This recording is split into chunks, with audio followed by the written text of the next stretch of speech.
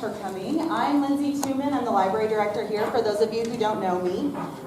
Today we are very excited to welcome the 2017 to 2019 Poet Laureate, Kevin Rabas. He is going to be doing his presentation called Finding the Extraordinary in the Ordinary. And just some background information on him. Kevin is a poet, he's a jazz musician, and he's a professor who teaches poetry and playwriting at Emporia State University. His poetry has won numerous awards. Some of them would include his collection of poems, Lisa's Flying Electric Piano. It was a Kansas Notable Book in 2010, and it was also the winner of the Nelson Poetry Book Award. So please join us in welcoming Kevin, and our presentation is brought to us today by the Kansas Humanities Council. Thanks for having me, folks. Can you hear me okay? Cool? Okay, excellent. So thanks to all that brought me out today, and thank you for coming. Thanks to Humanities Kansas for helping to bring me here. So my talk is called Finding the Extraordinary in the Ordinary. And I'm going to talk and read some poems by me and by other people for a little while. And then I'm going to do some poetry with music over here with the drums. And then I'm going to also read some poems. And if you have questions, I'm happy to answer them too. There'll be a question and answer session as part of this. So if you think of things, maybe jot a note or make a mental note, and we'll do our best to answer any of your questions about contemporary poetry, what the Poet Laureate of Kansas is, what could we be reading, etc., that sort of thing.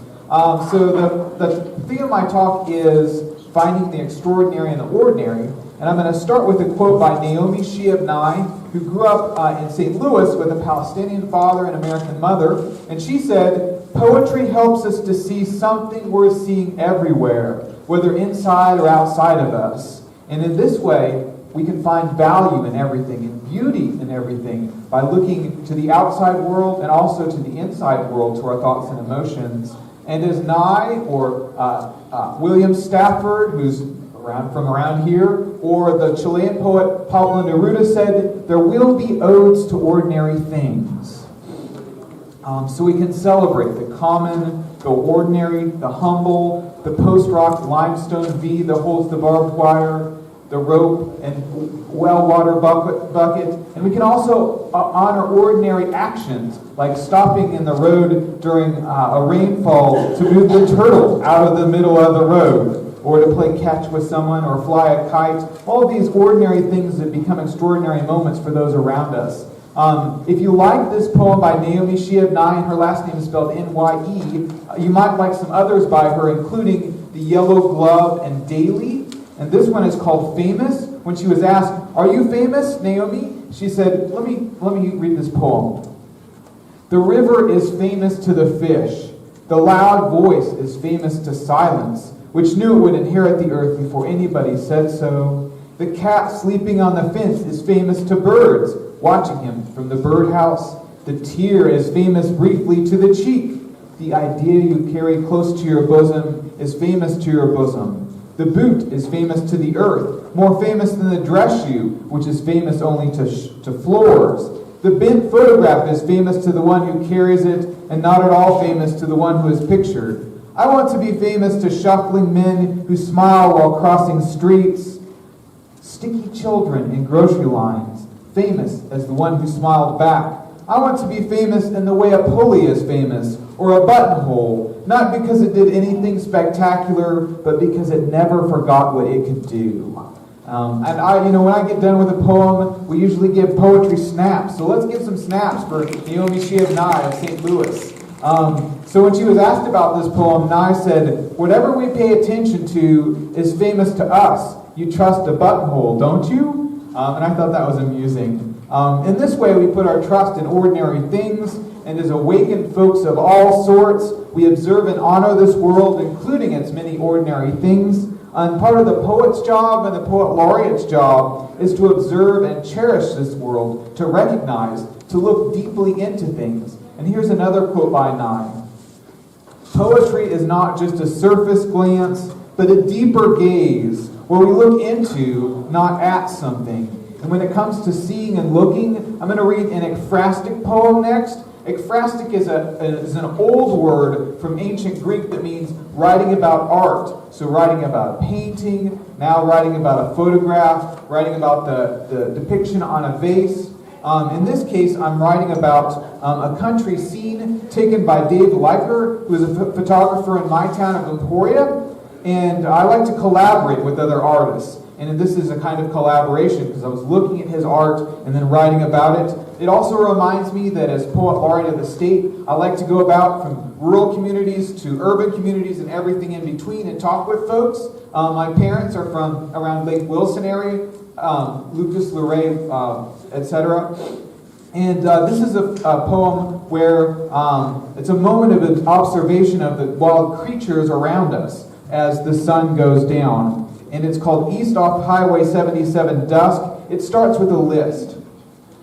Heather light, evening light, lemon rind light, hand hold light, quail hovel light, golden time light, first kiss, fishing hole light. This is when the starlings fly into the shelter belts. The hawks find a branch and land and wait for prairie mice to come from holes and cast swift shadows in the tight grass for wings to flourish and lift. One dive and it's done. We all eat this light up, bask like children on lawns, and last light at the end of the earth. The sun sinks, earth crests, and the sun's done. Twilight and its small stars come. So there's one. I'll get some poetry snaps. And if you ever have a chance to see Dave Leiker's work, it's really, really something. So this next one is by poet Kevin Young, who grew up in Topeka. As a middle schooler, he interned with the Kansas writer and historian Thomas Fox Averill, who gave Young, as a middle schooler, a curator/editor project. An African-American poet now in his mid-40s, Young currently works as curator of the esteemed Schomburg Center for Research in Black Culture in Harlem. So he's still a curator, but now in a bigger way. He's also the poetry editor for The New Yorker, and he's one of America's most acclaimed poets.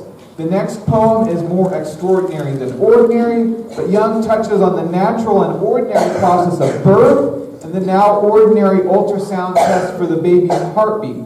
The poem draws heavily on black culture and experiences, from Congo Square in New Orleans, which is the birthplace of jazz, to Mr. Microphone and beatboxing, tools and elements of early rap. So this is Expecting by Kevin Young, who's from Topeka. Grave, my wife lies back, hands crossed her chest, while the doctor searches early for your heartbeat, peach pit, unripe plum, pulls out the world's worst boombox, a Mr. Microphone, to broadcast your mother's lifting belly, the whoosh and bellows of mama's body, and beneath it, nothing. Beneath the slow stutter of her heart, nothing. The doctor trying again to find you, fragile fern, snowflake, nothing. After, my wife will say in fear and patient, she went beyond her body, into this tiny room, into the ether. For now we spelunk for you one last time. Lost canary, miner of coal and chalk, lungs not yet black. I hold my wife's feet to keep her here, and me trying not to dive starboard, to seek you in dark water. And there it is, faint, an echo, faster and further away than mothers, all beatbox and fuzzy feedback. You were like hearing hip-hop for the first time, power hijacked from a lamppost, all promise. You couldn't sound better, break dancer. My favorite song, bumping from a passing car. You snuck into the club underage and stayed. Only later, much, will your mother begin to believe you're drumming in the distance. Our Kansas City and Congo Square, this jazz band vamping on inside of her. So there's one by Kevin Young. He was in Wichita a few days ago. He comes back to Kansas once in a while. So if you have a chance, catch him if you can. So this next poem is another one of mine.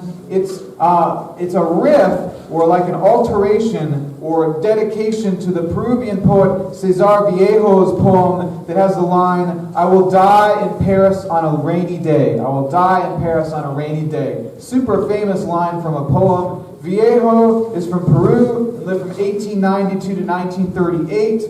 My poem is set in Stafford, Kansas at the Curtis Cafe. Has anybody been to Stafford before? Who's been to the Curtis Cafe? A few people. When I was there, I thought, this seems like heaven. What if heaven is like the Curtis Cafe? And what's more ordinary than that? And so this is a meditation, a kind of zany one, on heaven being like a small town diner at the Curtis Cafe in Stafford, Kansas. When I die, I will rise in a small town diner with a seat that faces the Main Street window, and all of the silverware and water glasses and tabletops will shine with afternoon light, and I will know no one who comes in through the front door and sits and eats. We will all watch the street lamps illuminate the uneven brick street and wait for afternoon to pass on in the evening, full of shadows, jagged and irregular, the street filling up with darkness and the way coffee fills up a pale coffee cup. So there it is. This next one is by Midwesterner and Nebraskan and former U.S. Poet Laureate Ted Kooser. And it grapples with how we can admire the ordinary. There's a cool quote that relates to this too by Ted Kooser. The poem is the device through which the ordinary world is seen in a new way, engaging, compelling, even beautiful. Kooser is a poet of European descent, the first U.S. poet laureate from the Great Plains. And this is called Mother. It's about how his mother helped him to see the extraordinary and the ordinary, even after her passing. Mother by Ted Kooser. Mid-April already, and the wild plums bloom at the roadside, a lacy white against the exuberant, jubilant green of new grass, and the dusty, fading black of burnt-out ditches.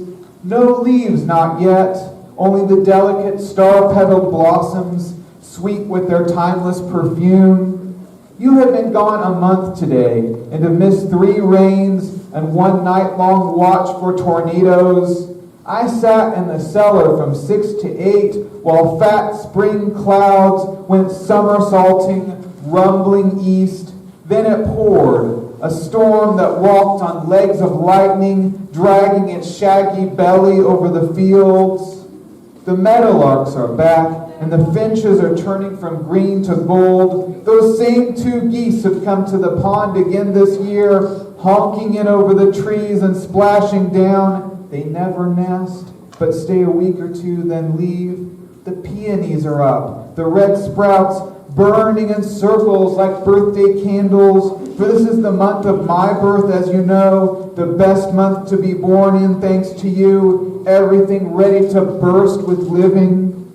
There will be no new flannel nightshirts sewn on your old black Singer machine, no birthday card addressed in a shaky but businesslike hand. You asked me if I would be sad when it happened, and I am sad, but the iris I moved from your house now hold in the dusty, dry fists of their roots, green knives and forks as if waiting for dinner, as if spring were a feast. I thank you for that. Were it not for the way you taught me to look at the world, to see the life at play in everything, I would have to be lonely forever. All right, there's one by Ted Kooser. Ted Kooser, like Wallace Stevens, was an insurance executive as his day job. So you can be any number of things and also be a poet. Carlos Williams was a country doctor, etc. So this is just a taste of how poetry can celebrate the extraordinary that exists in the ordinary. For example, how a work boot can be famous to someone who uses those boots and needs them, or a buttonhole, or a pulley. how evening light can start a string of fond memories and can remind us of the many natural beings like hawks and mice around us as we admire the sun going down. How one might envision a small town diner with its quiet coffee cups as a metaphor for heaven. How planting peonies with their flame-like blossoms can remind a man of his mother, and how that mother taught him to notice and cherish the beauty in life, and how that important lesson remains, stays. Poetry adds value to our lives, and it's an honor to connect with as many people as possible, to experience the extraordinary and the ordinary, the spice of life that poetry contains. Poetry has focused me and provided a place and peace and solace and energy, and I plan to bring that quality to as many people as I can. Thanks. So that's the end of the speech part. Next, we're going to do the poetry and music part, and there are the poets who are also musicians in almost all cultures, and it goes way on back. Like the ancient Greeks, they had the lyric poets who would play a lyre, like a harp-like instrument, while they read. There are also bards, scops, griots, troubadours, etc. I'm going to move my microphone here. So here we go.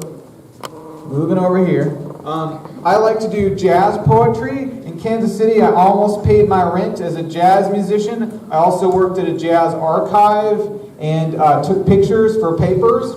And so this is a poem that's about Charlie Bird Parker. Who has heard of Charlie Bird Parker, the great jazz saxophonist? He was kind of a bop genius, meaning he played the fast kind of jazz. So fast you can almost not think that fast. You outstrip your normal consciousness. He lived from 1920 to 1955. He's a Kansan, born and raised in Kansas City, Kansas, cut his musical teeth in Kansas City, Missouri, and then moved on to Harlem. He was in a horrible car wreck on the way to and from the Ozarks and broke his spine pretty bad, and the doctor prescribed heroin for the pain, and Parker never got off of it, unfortunately. And because of his addiction, sometimes he would show up to a gig without his horn. He had sold it, and people would loan him their horn because he was such a great player that they would say, "Hey, use my horn for this gig." So this is in the voice of somebody that loaned their saxophone to Charlie Parker. It comes from interviews and reading. It's called Bird's Horn.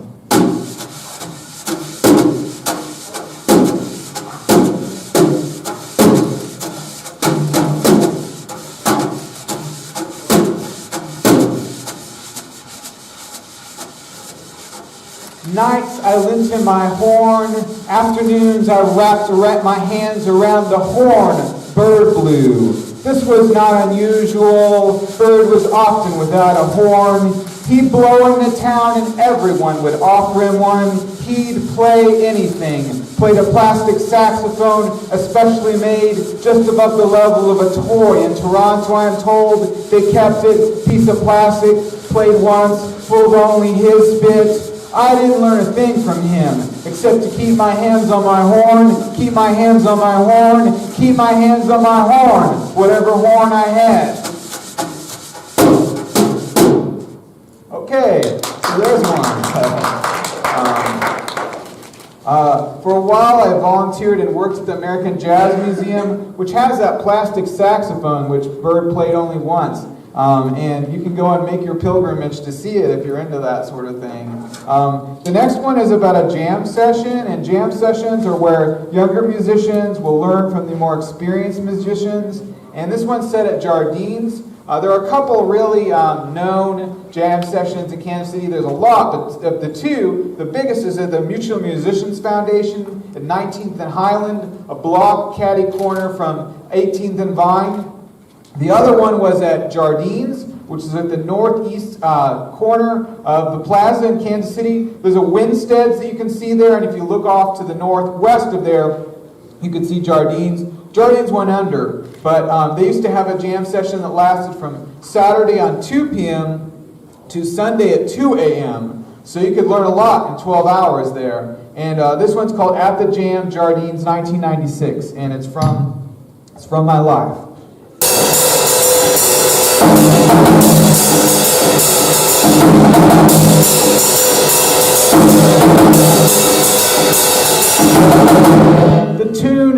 Hubbard's little sunflower with its double-time Latin section. Quick, everything gets loud and fast.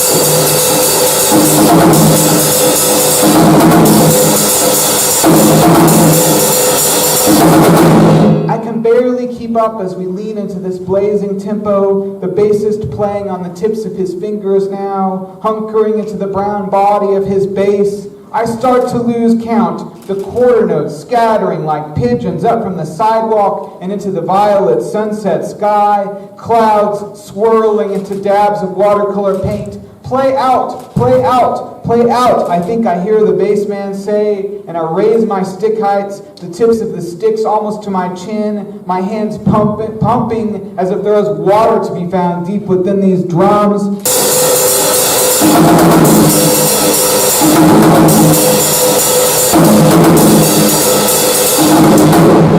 I listen again, and he is repeating, his voice louder now, lay out, lay out, lay out. And I allow the rush of the rhythm section to stampede past me, leaving me silent and motionless in the darkness, seated on another drummer's crooked-legged throne. Okay. So the trick in that one is I thought he was saying play out, play more vigorously, play more notes, and what he really was saying was lay out, stop playing, you fool. So there was a little bit of a miscommunication there, but I learned something. This next one is about Art Frank, who is Chet Baker's last drummer. The last 15 years of Chet Baker's life, give or take a year or two, he played with a confidant and drummer named Art Frank. Who here has heard of Chet Baker, the trumpeter and singer? He lived from 1929 to 1988. He unfortunately met a horrible death. He either was pushed or fell out of a second-story window in Amsterdam, and that's how his life ended. There's a cool movie about the last couple of lives of Chet Baker's life called Let's Get Lost. So if you're interested in him, if you've heard somebody singing from like the 40s or 50s, My Funny Valentine, there's a very good chance it was Chet Baker. If they're playing it on trumpet, which Chet Baker also played, it's probably Miles Davis, but both of those folks were contemporaries, and Chet sang it and Miles Davis played it. Anyway, Art Frank was a boxer before he was a drummer, and so he would take the rhythms of the speed bag, which is the little teardrop bag that hangs from the ceiling. You go da-da-da-da-da-da-da-da, and then you put that stuff on the drums. Also, there's another thing in this poem. It says 4s and 8s. 4s and 8s were a way for the drummer to get a short solo. So the drummer would play 4 bars, just a little bit of music. The saxophonist would play 4 bars. The drummer played 4 bars. The pianist played 4 bars. The drummer played 4 bars. You get the idea. Art thought this was a bad idea. So it's called Art Frank's Speed Bag.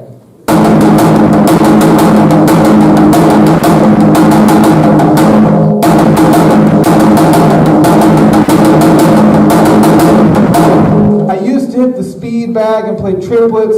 That's how I got my quick style. Boxing and drumming some days became the same thing.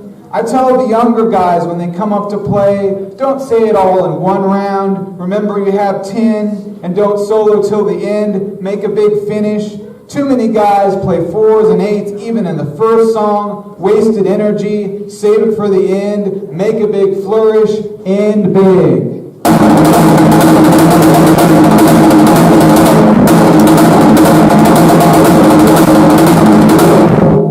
Okay, so there's Art's advice. Art's still kicking it. He's in Tucson now. His emphysema bothers him, so he lives in a drier climate. But he was in Kansas City for a while and was one of my mentors. I'm going to read some poems without music now, but many of them are about music. One is the title poem from a book called Lisa's Flying Electric Piano, which I wrote some time ago, and it's about an experience that I will never live down. So Lisa's Flying Electric Piano. Her full-size electric piano flew out of my father's pickup truck. I was driving. Somehow the bass detached from the keyboard, and it all went flying into the busy intersection of 47th and Main. No one hit it, and Lisa said, let's just throw it into this dumpster when we had carried it out of the road. No, I said, let's take it to your new apartment. And we did. When I turned it on, the power eye glowed red, but it did not play. The next day I found the volume slider and turned it up, and it played perfectly. Aside from the scrapes from the road on its key cover, it was fine. I practiced tying knots, roping things down, and I dreamt at last of turning corners slow, and of a keyboard rising in flight and floating across town, playing a well-known sonata as it flew. So there's that. We still have that piano. Lisa and I got married and we kept the piano, and it's starting to lose a little bit of its flair now, but it still plays pretty good. The next few I'm going to read are from a book called All That Jazz. And I've got books up here if you want to come and look at them. Some are priced at $12 and some at $10 normally. They're all just going to be $10 today to make things simple. And also there are a few chapbooks which I hand assembled with a stapler. And if you want one of those are free. But the other ones my publisher makes me pay for. So this next one is called Jail Show. And when I was little, my sister and I were very, very shy. And so my mother thought the solution to this is to make us into performers. And so they turned us into kid magicians. And we studied with a guy named Bob Clam, who was a speech teacher, and he was also legally blind. So he would do a card trick, and he would say, "Is this your card?" And then he'd hold it out to the audience and say, "Is this his card?" Because he couldn't see it. And then one of the first places they had us perform was a jail. So this is called Jail Show. Blind Clam takes our group of kid magicians to the county jail, where we thumb cuff each other, demonstrate escapes, our hands undone, fast as metal clasps can click. "Show me how you did that, kid," says a guy on the inside. "Can't," we say, "it's part of the trick." "Magician's code," he says. "Yes." "Okay, kid, that I understand." So we were a hit doing escapes at the jail. Do you all have squirrel problems here? Are there squirrels all over the place? Okay, so this is a squirrel problem poem called Squirrel Traps. My sister Alicia says, "That's nice, you're trapping squirrels and letting them loose in the park, instead of Dad shooting them from out back with his pellet gun." "Sure," my mom says, until my sister catches Mom trotting across the lawn in her high heels before work at the paper, trap in hand. Mom drops that trap into a full 8-gallon bucket, water lapping at the sides, and shoves a big rock on top. So there it is. I saw one person make that. Oh. So that's not a PETA-friendly poem, but true to life. So I used to play in praise bands. Does anybody's church have a praise band, kind of a rock band that goes along with the service? I loved it. At one point I played 3 a morning at 3 different churches, but there's always this kind of animosity between the leader and the drummer in praise bands. Like they're always saying, "You're too loud, keep it down." And so this poem is about that. It's called Not That Traditional. Band leader Doris says, "The minister says she wants our services to have a more traditional feel. And I know what she means. No drums, or drums set to a Sousa march, or worse, tap, tap, tap brushes on the hi-hat, or one big brush circle swish on the snare, sound of the turntable, arms cycling, idling on the LP's inner ring, monotony of background click, nothing doing." And so I say, traditional, traditional. You mean like we get a goat and sacrifice on an altar and raise the burnt offerings to the heavens? And Dora says, "Not that traditional." So there it is. Who here knows who William Shatner is? Captain Kirk from Star Trek, among other things. So William Shatner came to my town of Emporia a few years ago, and this is a recounting of his visit to my town. So it's called Shatner Stops in Emporia. William Shatner rides into town on his 3-wheel motorcycle. Someone says he does this all the time. Motorcycles a few miles with his posse, stops and eats and drinks, then gets in his touring van and rides the rest of the way. But there's some sort of trouble, so he has to motor about an hour and a half in the heat, 95-degree Kansas sun, and so Shat comes in, sweat-drenched, red-faced, heart attack hot, And we look it up. He's 84. Tough old dog. One-time commander of a Fleet Star ship. So, yeah, I think it's great that he's still at it. You know, he was in, wasn't he in Topeka about a year ago? So he's still doing it. I really appreciate that. This next one is kind of a kid poem. We usually vacation in Hayes because my wife has a sister there. But one year we went to the beach, and we went to Carpinteria Beach, which is near Santa Barbara in California. And it's a beach that's like a national or state park, so you can camp there. And we tried camping, then eventually we moved into a hotel. And this is called Desert Flower Carpinteria Beach. Elliot, just 13, picks a pink flower from an ice plant. Its center about the size of a quarter, like a cactus bloom but bigger. Its pink petals wiry and curved like eyelashes. He says, "For Mama." We bring the flower back to our hotel room after a few hours in our trunk and forget to put that flower in water, but the flower doesn't seem to mind. A desert plant, a succulent. It lasts without water the whole week, bloomed perfectly, as if untouched, placed atop our TV. Like memory, like vacation pictures or travelogue jots, that flower lasts. Each morning, Mother puts her nose to its petals and says, "Beautiful, and thank you, little one." And Elliot smiles big, but we all know that flower holds no scent, never does, never did. But what it holds is magic, transitory travel magic. Only we don't need to take it when we go. We leave that flower on top of a small stack of change and bills for someone else to pick up. There it is. I'm going to read one or two more, and then we'll launch into questions. So if you have questions, get thinking of them. This one is called Fall Up, and it's about an extraordinary event in ordinary life. We're removing some stuff. It's called Fall Up. Gunkel and I had this big mirror between us, hefting it into the back of his blue pickup truck. Gunkel's real slow, a giant in blue jeans and green Crocs, wearing a white t-shirt with battery acid on it. His glasses are thicker than my thumb. So we grab hold of this monster mirror and it glints. And we both look into that mirror, noticing the clarity of that blue sky and those green sycamore leaves reflected so perfectly, it appears you could just dive on into that mirror and sink into the sky. And we think the same thing. You could fall up, Gunkel says, and just keep on falling. Nothing would stop you. And that was the way of it. Gunkel's mind was now my mind, and I was in that mirror, falling on up through those white smoke clouds, headed towards an orange sun. Gunkel and I stacked box bed springs on top of that mirror, and some branches from out front, and I could hear that large mirror crack, but I think Gunkel and I could still see it, that vision of sinking into sky, drowning with only the sun to hold us up. So there's that. Okay, I think I'm going to go ahead and launch into questions now. So does anybody have any questions? I'm happy to do my best to try to answer them. Brave souls, yes. Is Laureate like a title?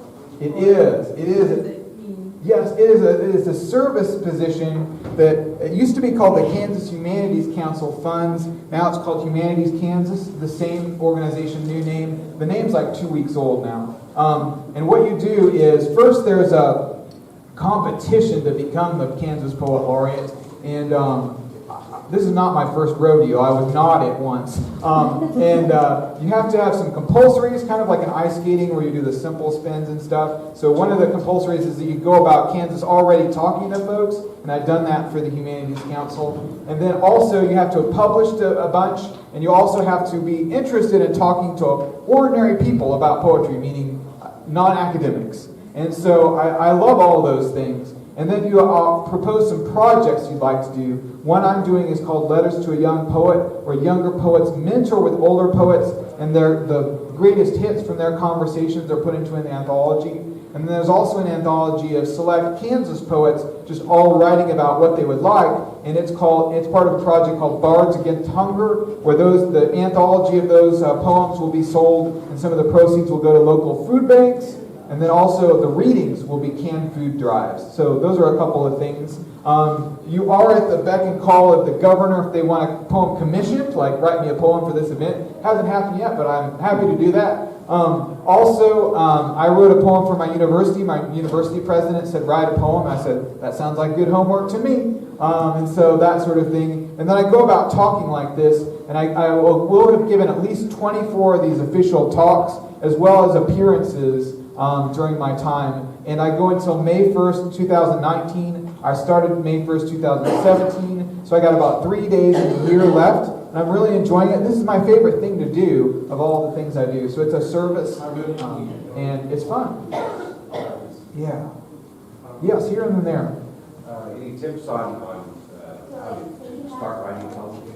Yeah. One of the cool things is like reading contemporary living poets and getting into their stuff to see what people around you are into. And I actually there might be enough or nearly enough. I have a handout that gives some of my favorite living poets that are accessible. Give me a second here.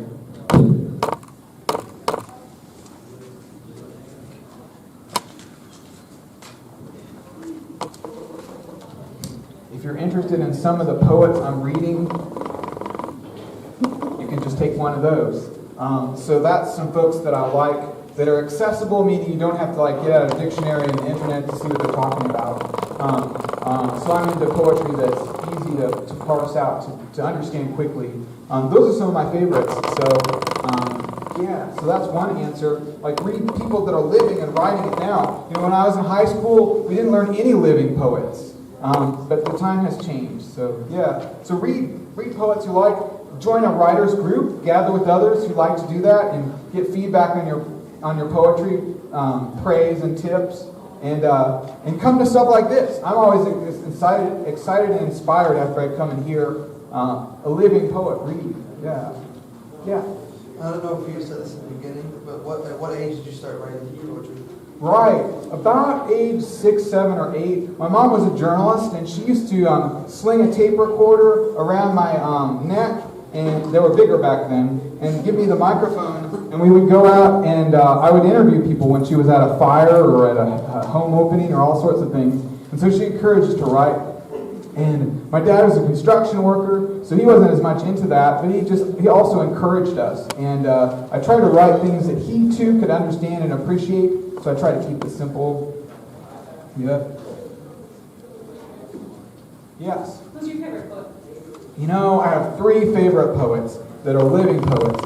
Kim Adonisio, a San Francisco poet. Tim Siebels, who's from Philadelphia, but now lives somewhere in the South. And Thomas Lux, he actually just died a few months ago, but he's a kind of New York area poet who moved to Georgia and started a thing called Poetry at Tech, at Georgia Tech. And so that was pretty cool. Those are my 3 favorite living poets, but now Tom Lux is dead. But so those, and they're on the list that's coming around. Yeah. But I like lots of them. Like Kevin Young's one of my favorites that I read a little earlier. I'm only recently into him. Well, off and on recently for the last 15 years or so. Other questions? Yeah. So that list that's coming around is one of my favorites. And ones I thought you might like. Mm-hmm. Yeah. I always thought, poems were always more like a writing kind of thing or something. Yeah. Most of the poems now, it's pretty much just don't have that kind of thing, or you just kind of write what you feel and try to use colorful words and stuff. Yeah. There is still kind of rhythm and pleasing sonic element to poetry now, but often poems in English do not have end rhyme, like a rhyme at the end of each line. Now, still, there are some that do that, like in our state, Eric McHenry, who teaches at Washburn and Topeka, and Tracy Brimhall, who teaches at K-State in Manhattan, Kansas. They both write fixed form poetry with the rhyme at the end of the line. But probably 95% of the poets writing in English do not do that anymore. We were kind of liberated from that. So there's all sorts of different ways to make the sound work. And so that's how it goes. But I wrote sonnets in high school and was pretty good at them. But I like the jazzy freedom of free verse. And so that's the kind I normally write. Not that I don't write form poems, but most of them are free verse because it Well, I can kind be. of like it because it's very descriptive, you know, you can see the different visions of it. Yeah. And I have favorite fixed form poets, like those two I mentioned, Eric McHenry and Tracy Brimhall. I just love their stuff. And there is an Eric McHenry book called Odd Evening. It's on the table out here by the TV and by the Gotham City picture. And so you can check out his stuff. It's in arm's reach almost. Yeah. Other questions? Yes. Did I understand you correctly when you were talking about Lisa's piano? Uh-huh. She married you after you dumped her? Yeah, that's funny, isn't it? I moved her about 4 times in 6 years, and she did marry me after her piano flew out of the pickup truck. So and she made a go at it as a singer-songwriter, and I was kind of her drummer before I was her boyfriend. But yeah, we survived that catastrophe. It wasn't really hurt, so but yeah, it did fly out. Luckily, no one was hurt, like somebody driving it over or something like that. And she teaches English in Emporia State as well, and also works in Title VII and Title IX work there at the university too. She's a paralegal long before she started teaching again. Yeah. Cool. Other questions? This is fun. We're getting into stuff. You might want to know about. Yeah. Okay. Well, we've come to a lull here. So if you have other questions, come over and say hi to me at the book table. You don't have to get a book. You can just say hi. If you want to get a book, they're there for you. Thanks for having me. Are there any other? Oh yeah, there is tonight. You should come to the student union at 7, and I'll let you do that. Okay, if you enjoyed this, we'll have a little bit more of it tonight, as well as contest winners from the poetry contest, which Kevin Rabas judged for us. We're going to have live music, food. It starts at 7 o'clock in the student union, and everybody's invited.